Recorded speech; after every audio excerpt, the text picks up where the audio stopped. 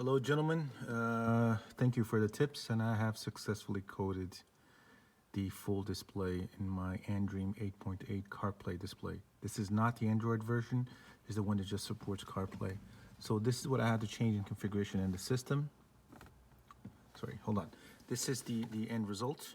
So you can, as you can see, no longer split screen, and you can actually split the screen any way you want to, which is not what I want to do now. Let me go back to the Andream configuration, and here on setup,